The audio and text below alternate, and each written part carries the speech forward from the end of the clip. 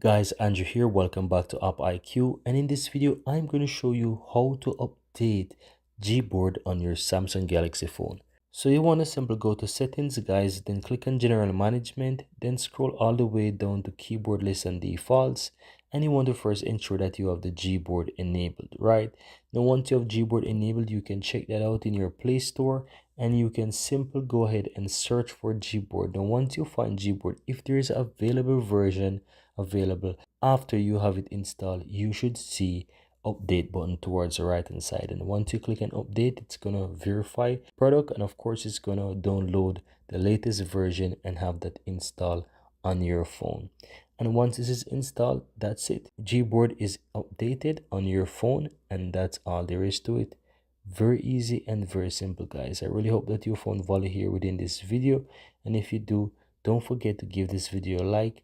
And if you're seeing the channel for the first time, I'd really appreciate if you take the moment to hit that subscribe button so that you'll never miss out when I release future videos just like this one. And there you have it, guys. Gboard is updated, and now I can easily go ahead and open it.